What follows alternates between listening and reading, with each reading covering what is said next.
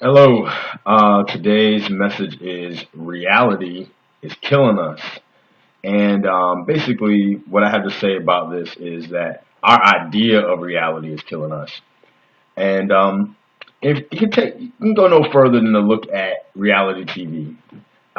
If you are a visitor to this blog, or dare I say a fan of this blog, you probably aren't into reality TV because you know that it's actually illusion TV. But who knows? Maybe you are into it, and if you are, I hope that you watch it with a heart for forgiveness and a heart for being able to look at it and say, "Hey, man, I would I would love to wake up from this illusion." Because it's really funny because I see so many people now who are caught up in this idea that how do you say this?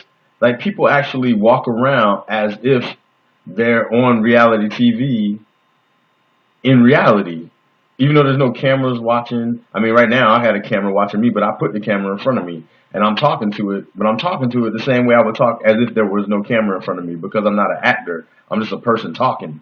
Um, However, I've come across so many people who actually walk around in their daily life as if there's a camera watching them and it's scenes from a reality TV show. And I kind of have questions about that. Some parts of it is like, well, look, that's a part of our culture now, so it's infiltrated our consciousness, and people may be walking around thinking that any moment they might get discovered, and then actually end up on a reality TV show. I don't know what they're thinking, but what I do know is that what happens with a lot of us is when we have this false idea of reality, this illusion of what is real and how we're supposed to be, and all this other stuff that infiltrates our consciousness, then we end up comparing ourselves to a false idea of what a person's supposed to be. And then when we have that false idea of what a person's supposed to be, there's no room for us to discover who we actually are.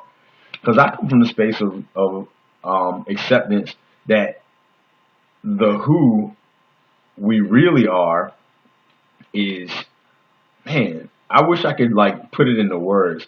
I feel like the awesomeness of who we are when we come into the world is so magnificent and so awesome that there's no way a television show could ever capture it. There's no way that any art can even capture it. It's like bigger than the best art and more fantastic than the greatest discovery in science. I mean, we are some walking miracle things. I don't even know how to describe us. I'm still in the process of discovery myself. But one thing I do know is that there's no script for who we are, and how we're going to become.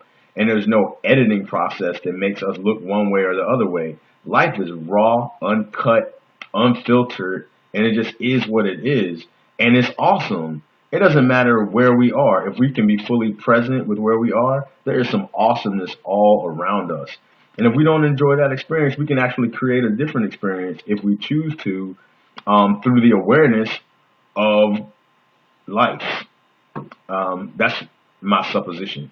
At any rate, but when we end up comparing who we are to these ideas and these false like images and these ideas of what's beautiful and what's appropriate and all sorts of stuff like that. I mean, there's things that are appropriate in relationship, but that's through covenanting and making an agreements with people to be together in a certain way, which in and of itself self can be liberating, even though some people find it binding. It can also be liberating because when you commit to those covenants or those agreements, then you're able to discover who you are and how you are under certain conditions. Now, you can always change those conditions and discover more about the infinite, expansive being that you are. And it's a choice to do that, a choice to stay in that kind of covenant or agreement, or a choice to move out. And when you know you have that freedom, it doesn't matter. Also, I'm coming from a standpoint of eternal life, because I'm just gonna put it out there. I never died, as far as I know, so I'm not living my life with death as a part of the equation. Because if it's gonna come, it's gonna come. But as far as I've experienced life so far, I've been alive the whole time. And so, since all I know is life, I'm living as if I'm gonna live forever. And so I'm not afraid of making a decision, living into something, discovering from it, and then moving on. Because I'm not acting like whatever thing I do is the end of me. And even if I get to the end of Pedro, I still don't think that's the end of me. It might be, but I can't feel that from where I am, and I'm not living into that. I'm living into this. So these stories and these illusions, it's fun to play with and it's fun to laugh at and look at and be with and all that sort of stuff. But when we start trying to make an illusion real and trying to compare ourselves to a false ideas of self, we're really missing out on the discovery of the life of who we really are. And I think that, man, that's like more fun, at least in my opinion. So when I talk to people, I try to invite them into that. Or I keep my mouth shut because I know that they already bought into some illusion. And if I start saying some stuff, they're going to go crazy. But at any rate, I hope that you, person who's checking out this blog, I hope you're interested in discovering who you are. And I hope that as you live and discover it, you find that you are so awesome that you can't even contain the awesomeness. So at any rate, live, love, be, whatever it is. I appreciate you for paying attention to this blog and checking it out, and I'd like to hear from you and see what we can create in the moment together. All right, bye.